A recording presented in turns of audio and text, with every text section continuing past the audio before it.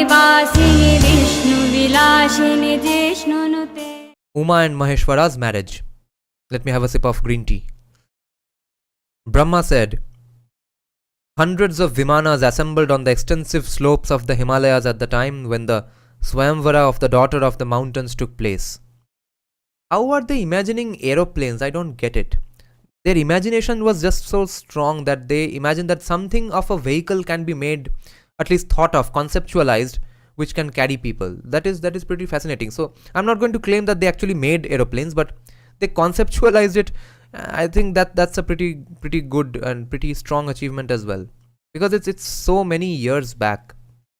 So Brahma is saying the Himalayas, the king of the mountains, was accomplished in meditation and got to know of the conversation between his daughter and the god of the gods.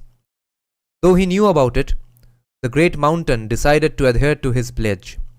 Therefore, he announced to all the worlds that the Swayamvara of the goddess would take place.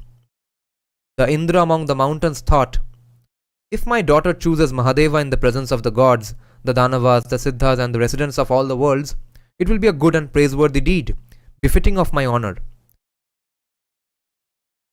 With Maheshvara in his heart, the excellent Indra among mountains arranged for the Swayamvara and invited all the gods, beginning with Brahma.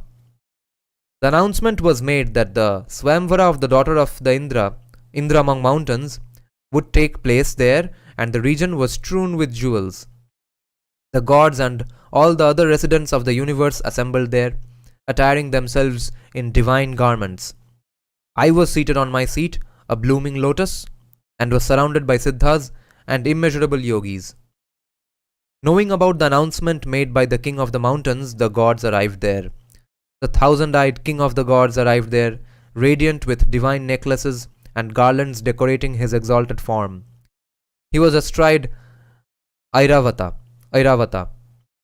foremost all the Indras among elephants, Airavat, exuding profuse flows of must, I don't know what that is, musth.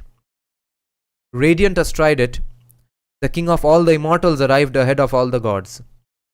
Vivasvat was equal or superior to him in power and energy, and illuminated all the directions. He swiftly arrived astride a golden Vimana with fluttering flags. Kashyapa's son Aditya arrived along with him, wearing shining jewels and dazzling ornaments. He resembled the midday sun, and was on a Vimana that was like the fire or the sun in its splendor. Holding his staff, Kritanta or Yama swiftly arrived, astride his terrible buffalo. His limbs were well formed and firm. His complexion was yellow, and he wore necklaces. His energy, strength and power of commanding were unmatched. Vayu, the one who nurtures the worlds, was astride an excellent Vimana. Everyone is coming on planes. His body was stout and as tall as a lofty mountain. He wore beautiful garments, decorated with gold and jewels. Amidst all those Indras among the gods, Vahni arrived, Vanni. So this is Agni. Vanni. He blazed and was dressed in excellent garments. His energy was superior to the energy of everyone else, and he scorched all the gods and asuras. Rajaraja is one of Kubera's names. The master of the lords of all riches arrived, astride an excellent and divine Vimana. His excellent form was as upright as a rod and was resplendent with jewels. Shashi, who is Chandra, arrived astride a Vimana that was wonderful in form, blazing with many expensive gems. He was more handsome than all the lords among the gods and the asuras, and his form and attire were wonderful. The holder of a mace, that is a gada, that was like a mountain. Who is this Vishnu? Tarksha is another name for Garuda. Okay, the holder of a mace that was like a mountain arrived quickly, astride on top of Tarksha. So Garuda. Vishnu arrived on Garuda. His complexion was dark, and his limbs were firm. His garments were extremely wonderful. Garuda Gaman. and all his limbs were decorated with fragrances and garlands. The two Ashwins, the excellent physicians, quickly arrived on two Vimanas. Those two excellent gods were patient and were attired in pleasant, dazzling and beautiful garments. Sahasranga dazzled. Sahasranga kaun hai? Being used here as a name for the Naga king. His complexion was like that of a sparkling fire, and his energy was like that of the blazing sun. The great-souled one was with other Nagas, and was astride an excellent Vimana. Diti's son and the great Asuras were like Vanni, Arka, Shakra, and Anila in their luster. Supreme in their forms and garments, they collectively arrived ahead of the gods. Following Shakra's command, the king of the Gandharvas arrived, along with large numbers of Gandharvas and Apsaras. His form sounds like a big party. His form was beautiful, his limbs were divine, and he rode on a celestial Vimana. There were many other gods, residents of heaven, Gandharvas, Yakshas, Uragas, and Kinnaras. Kinnaras are always there. Eunuchs, essentially. Transgender people. They arrived astride their own separate Vimanas, wearing their own beautiful attires. Among all those Indras among the gods, the king of the mountains was resplendent. His form was equal to some of them and superior to those of others. His powers of commanding strength and prosperity caused great joy and ornamented the Swayamvara. This was the reason why the mother of the universe, the three worlds, and of all the gods and the Asuras had been born. She was the wife of the intelligent Purusha Shambhu. She is the one the Puranas have chanted about as the Supreme Prakriti. The Supreme Prakriti is Shiva. Enraged at Daksha and to accomplish the tasks of the gods, she had been born in Himalayas house. She was astride a Vimana that was decorated with gold and jewels. Whisks made out of yak hair. Yak is chamaras. That is why in Bengali we call yaks chamri gai. Whisks made out of yak hair were being used to fan her. The goddess held an extremely fragrant garland made out of flowers and was ready. So all this is happening high up in the Himalayas, obviously. Oh, there's a temple in Kedarnath, in or around Kedarnath, right? Where they say that this is where Shiva and Parvati got married. So this is that place where actually someone called Shiva and Parvati probably got married. And then they were so respected that they became to be considered as gods. Our civilization is too mind-blowing. Your mind goes all trippy if you think too much about this. So big party is happening in the Himalayas, and we are going to learn about it. Holding the garland, the goddess stood amidst that assembly of gods. Shakra and the other gods had arrived at the Swayamvara. To test the goddess, Shambhu assumed the form of an infant with 5 tufts of hair. So, to test the goddess, Shambhu assumed the form of an infant with 5 tufts of hair. In that form, the immensely radiant one went to sleep on her lap. The goddess saw that infant with the 5 tufts of hair lying there. Because of her powers of meditation, she knew who this was. Filled with delight, she picked him up. Pure in her resolution, she had obtained her desirous virtuous husband. She clasped the Lord to her bosom and turned around. The gods saw the infant lying down on the lap of the goddess. Extremely confused, they talked to each other and shouted, "Who is this? The slayer of Vritra?" Okay, Vritra kaun hai? Indra. Indra killed a demon named Vritra. So here Indra is being called the slayer of Vritra. Who is this? The slayer of Vritra raised his arm to strike him with the Vajra. However, in the form of the infant, Shambhu, god of the gods, paralyzed him, and the arm remained in that position. He got frozen. Indra ke saath ye sab ho raha hai. Shiva kar raha hai. As Shambhu, who is here disguised as an infant. The slayer of Vritra could not hurl the Vajra, nor could he move.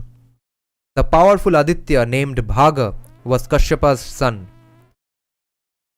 Wishing to sever the infant, he too raised his blazing weapon, but was confounded. In a similar way, the illustrious Lord paralyzed his hand too. Despite possessing strength, energy, and yoga, the Lord was numbed. Vishnu saw that Shankara was shaking his head. The enraged god stood there, and I was filled with great anxiety. This is Brahma saying. Resorting to meditation, I understood that it was Shankara, the god who was the lord of all the gods, who was lying on Uma's lap. Realizing that this was the supreme Ishana, I quickly stood up and lovingly worshipped his feet. O Brahmanas, I praised him, using ancient hymns and songs and the sacred and secret names that have been spoken about. So now the hymn, okay? Get ready for this. Brahma is going to tell us what is the hymn of the ancient hymn. In the Brahma Puran, Brahma is saying ancient hai. He's going to sing some ancient hymn for Shiva. So let's see how ancient this is. You are without birth. You are the God who does not decay. You are the God who has created the superior and the inferior. You are Pradhana and Purusha. Pradhana meaning Prakriti. You are the Brahman one meditates on. You are the immortal Paramatman. You are Ishvara, the supreme cause. You are the one who created Brahma and Prakriti. You are the one who created everything. You are superior to Prakriti. This is Goddess Prakriti. She is the one who always creates. The cause behind the universe has come to you in the form of a wife. O Mahadeva, I bow down to you and to the goddess. O Lord of the gods, show me your favors. It is because you urged me that I created these subjects, the gods and the others. They are confounded by your yoga and maya. Written together is yoga maya. They are confounded by your yoga and your maya. They are confounded by your yoga maya. Please show them your favors so that they regain the states they were in, so that they are not paralyzed anymore. So the quote ends here. So the hymn ends here basically. And check out this part. I found this part pretty interesting. That this is Goddess Prakriti. So what is Ishvara? Ishvara means the supreme cause. So now Brahma continues to talk to the sages. That is, and we are listening here. O Brahmanas, I got to know that this was Parameshvara. Thereafter I addressed all the benumbed gods in these words. Now Brahma is saying, what did he say to the other gods? O foolish gods, none of you have comprehended that this is Shankara. All of you swiftly seek refuge with Maheshvara and Bhavani. Bhavani here is Parvati. He is the Paramatman. He is without transformations. At this, all the numbed residents of heaven prostrated themselves before Sharva. So remember these parts, even when we were discussing the Akhand Bharat regions described in the Brahma Purana, we had concluded that essentially heaven किसको बोलते हैं? पहाड़ी के जगह को, Kedarnath, Kailash, all these areas are basically called heaven because अगर अच्छा कोई काम किया तो वहाँ जाके रह पाओगे. That is heaven. At this, all the numbed residents of heaven prostrated themselves before Sharva. Their minds and intelligence had been purified. Maheshvara, the god of the gods, was pleased with them. He quickly made the forms of the gods return to the states they were in earlier. So अभी तक जो frozen था, वो paralyzed था, वो अभी खत्म हुआ. While the forms of all the gods were returning to their original states, the Lord of the gods assumed a supremely wonderful and three-eyed form. They could not tolerate this energy and all of them closed their eyes. So that they could see his form, he gave them supreme eyesight. Having got these, they could see the supreme divinity, the Lord of all the gods. They saw the supreme Ishana with his third eye. Shakra and all the other lords among the gods realized that it was indeed him. The goddess saw him too. While all the residents of heaven looked on, she placed the garland on the feet of the extremely radiant one. Uttering words of praise, all the gods again lowered their heads on the ground and bowed down to the Lord and the goddess. O Brahmanas! Meanwhile, along with the gods, I spoke to the immensely radiant and giant mountain, the Himalayas. So what did Brahma say to Himalayas? He said, "You are praiseworthy and great. You deserve to be worshipped and revered by everyone. You now have a great alliance with Sharva, which is Shiva. Arrange for a wonderful marriage ceremony. What are you waiting for? The Himalayas bowed down and replied to me. The Himalayas said, O God, you are the reason behind my enchantment in prosperity. It has happened suddenly and your favors are the cause. O grandfather, please arrange for whatever must be done for the marriage. End quote. O Brahmanas, hearing the words of the king of the mountains, I address the Lord. O God, let arrangements be made for the marriage rites. The god Shankara, the lord of the worlds, replied in words of assent. मतलब in the affirmative कि अच्छा ठीक है होगा. O Brahmanas, for the sake of Maheshvara's marriage, I instantly created a city that was decorated with all kinds of jewels. It was colorful with gems, jewels, gold and pearls. These arrived in embodied forms and ornamented that excellent city.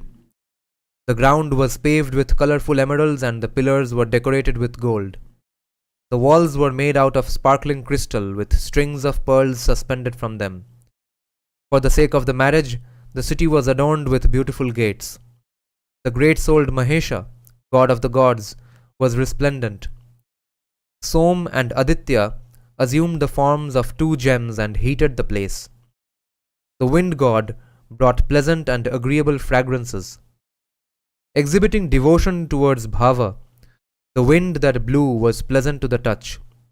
The four oceans, Chakra and other excellent gods, celestial rivers, great rivers, Siddhas, sages, Gandharvas, Apsaras, all the Nagas, Yakshas, Rakshasas, aquatic creatures, creatures that roamed in the air, Kinnaras, celestial Charanas, Tumburu, Narada, Hahu, Huhu, and the singers of Sama hymns, Samaveda, Sa and Ma, Sama hymns arrived in the city.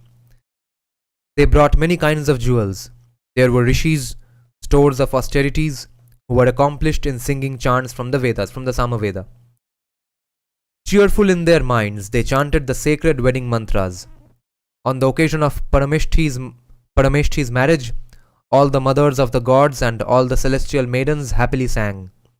The 6 seasons were all present, bearing many kinds of pleasant scents. On the occasion of Shankara's marriage, they manifested themselves in embodied forms. This means that all the seasons have arrived, and this is a description of Varsha, the rainy season. The 6 seasons or Ritus are Vasanta or spring, Chaitra and Vaishakha, Grishma or summer, which is Jaishtha and Ashadha, Varsha or monsoon, which is Shravana and Bhadrapada, Sharad or early autumn, Ashwina and Kartika month, Hemanta or late autumn, Margashisha or Aghrayan, and Pausha. Margashisha Aghrayan /Aghrayan and Paushamash, and Shishira or winter, which is Magha and Phalguna. These 2 months.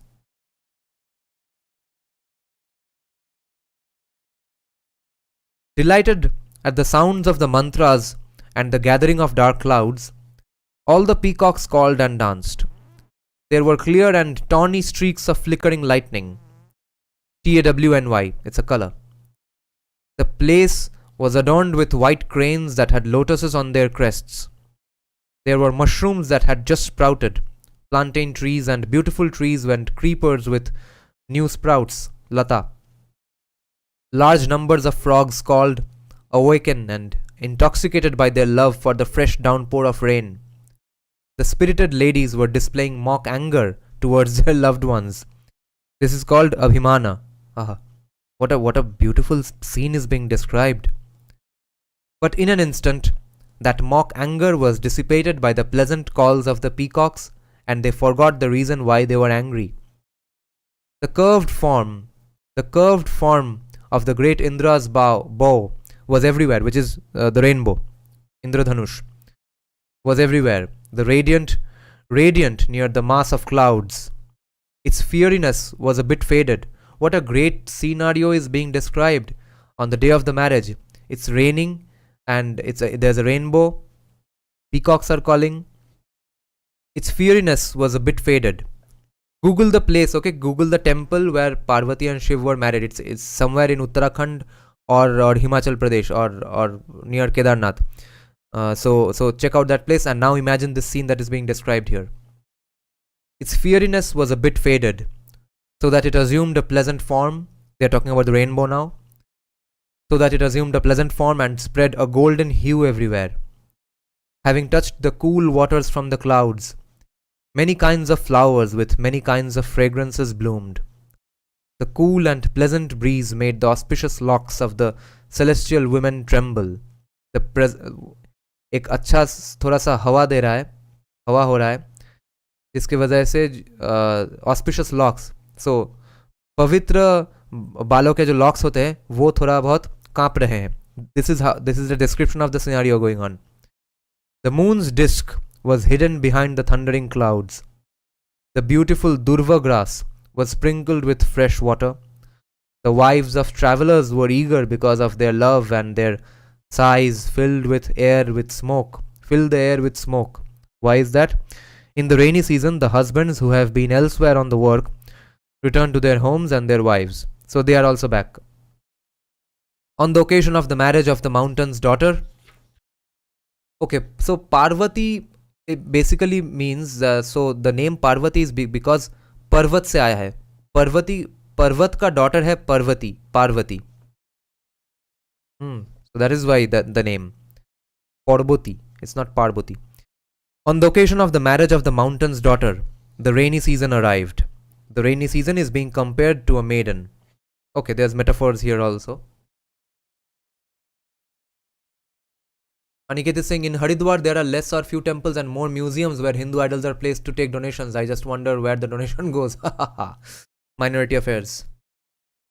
The calls of the swans were like the tingling of anklets.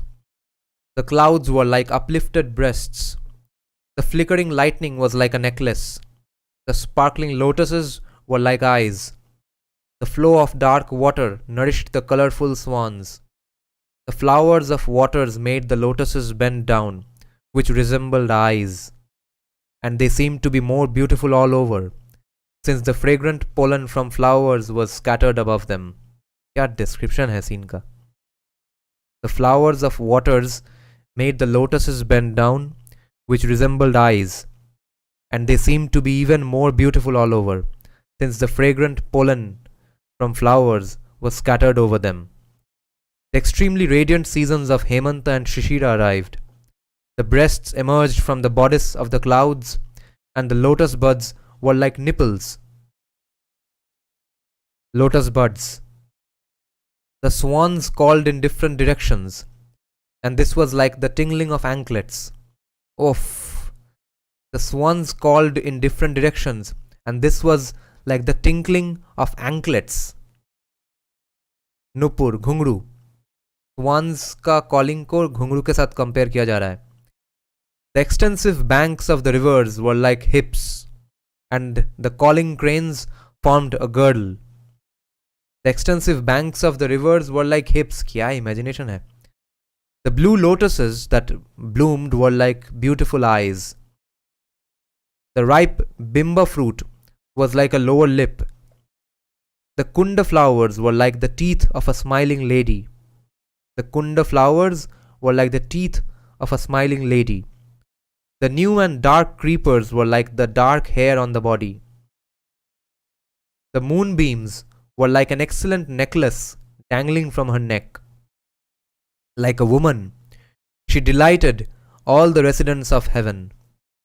The humming and harmonious buzzing of bees was like a sweet and melodious song that she was singing. The movement of the lotuses was like the movement of earrings when the beautiful lady moved. The branches of Ashoka trees were like her fingers, and the red flowers were like her nails. Those collections of flowers were like her garments and ornaments.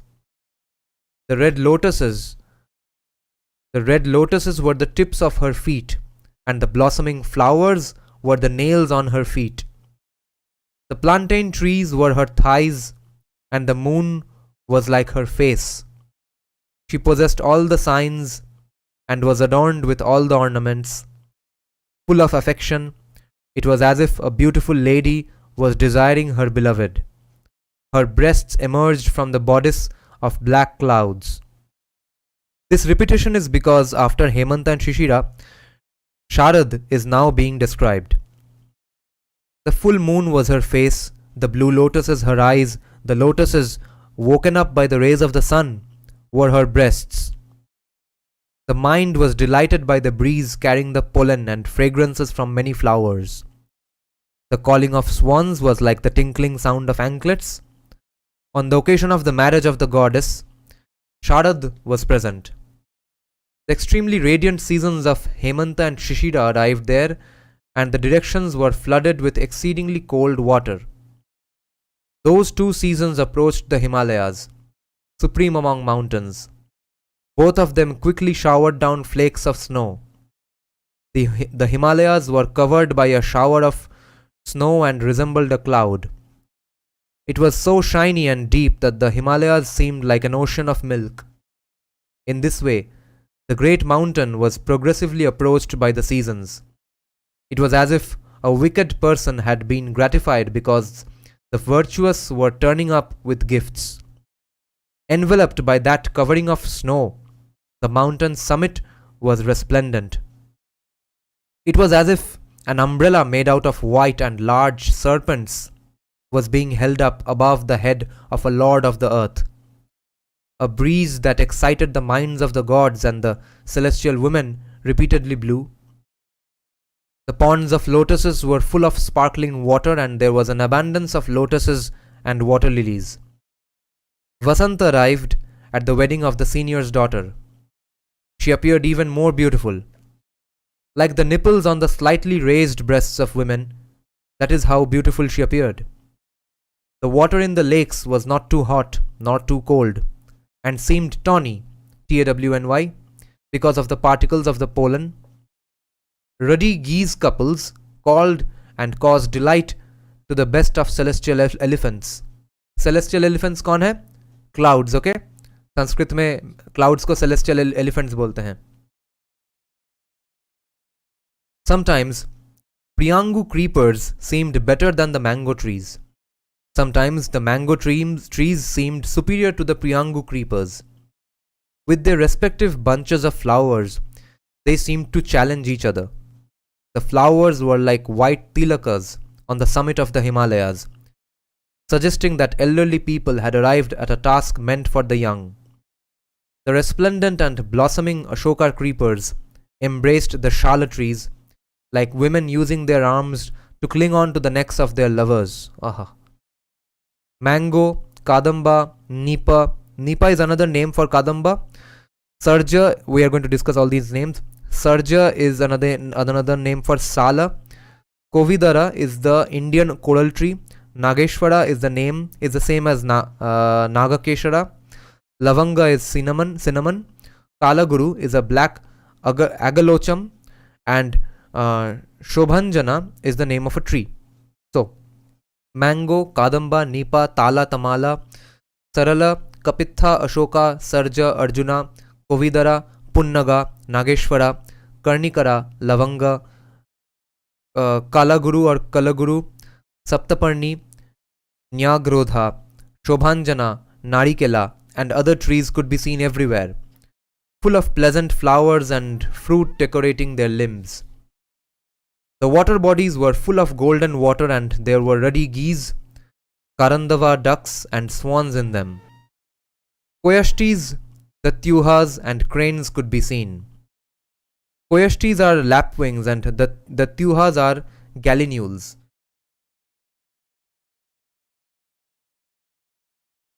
The water was full of blue lotuses and fish. Many kinds of birds with excellent plumage and feathers on their bodies could be seen on the trees. Their bodies were in the throes of passion, and they played, calling and challenging each other. In that marriage of the daughter of the king of the mountains, the breeze that blew was cool and pleasant on the limbs. The wind that was created from Mount Malaya made white flowers gently fall down the mountains.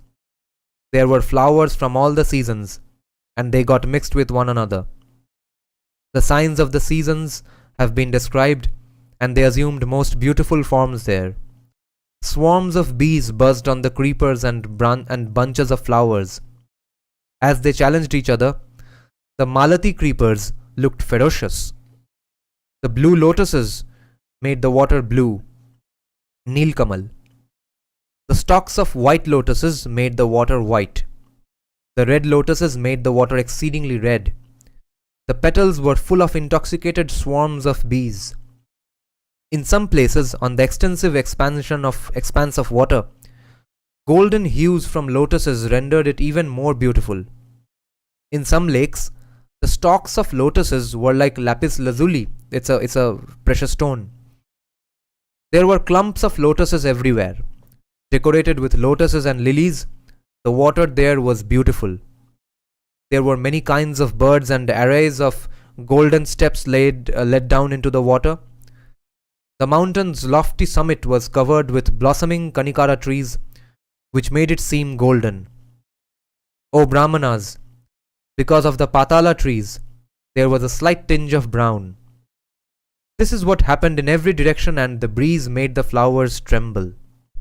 There were dark Arjuna trees on the mountain, but the dark Ashoka trees were 10 times that number. They grew and bloomed on that mountain, challenging each other. Everywhere on the buttocks of that mountain there were forests of Kimshuka trees that made a melodious sound. Kimshuka tree is a tree with orange-red flowers, flame of the forest, or Butea frondosa. Kingshuk. In Bengali we pronounce it. With the clumps of Tamala trees, the Himalayas looked lovely. The masses of dark clouds seemed to be hidden in the joints of its body. The tall Chandana and Champaka trees rose up, and there were desirable flowers on their extensive branches. The Himalayas were extremely radiant because of the calling of intoxicated male cuckoos. The sweet and intoxicating sound of cuckoos could be heard everywhere. Hearing this, the peacocks fluttered their wings and called in soft and sweeter tones. These sounds enhanced Ananga's strength, and he stood ready with the bow made out of flowers in his hand to pierce the limbs of the celestial women. Ananga is Madana or Kama, the god of love. And Kurubaka is a kind of amaranth tree. Okay, that comes later. We were discussing the god of love, Kama, waiting. And he got strength and he stood ready. At the time of the wedding of the goddess, Grishma arrived in the mountain. As the skilled Surya heated, Grishma is summer. As the skilled Surya heated, there was very little water left in the water bodies. Nevertheless, there were many kinds of flowers on the trees and the summit of the mountain, covered with ice everywhere, looking beautiful. Even in that season, the breeze that blew was extremely pleasant. As it blew, it carried the fragrance of Patala, Kadamba and Arjuna trees that the mountain was covered with. The color of the lakes turned red because of the pollen dust from blossoming lotuses. The shores and the Kadamba trees were filled with the sounds of flocks of swans calling. The Kurubaka trees, Kurubaka is a kind of amaranth tree, the Kurubaka trees covered the entire summit of the mountain with flowers, and there were swarms of bees there. The extensive buttocks of the mountain were covered with Bakula trees, and they showered delightful flowers everywhere. All the trees were thus covered with colorful flowers. The region was delightful because of the sounds of many kinds of birds. All the seasons manifested themselves at the wedding of the daughter of Mount Himalayas. The foremost sages arrived. In that way, different kinds of beings also assembled. Hundreds of different kinds of musical instruments were being played. Along with the Brahmanas, I, Brahma too, went there and had the mountain's daughter adorned with the appropriate expensive ornaments. O Brahmanas, I myself took her with me and entered the city. After this, I spoke to Lord Isha again. Isha is Shiva. I, Brahma, am stationed here in the form of your preceptor and will pour oblations into the fire. If you grant me the permission, one can commence with the rites and rituals.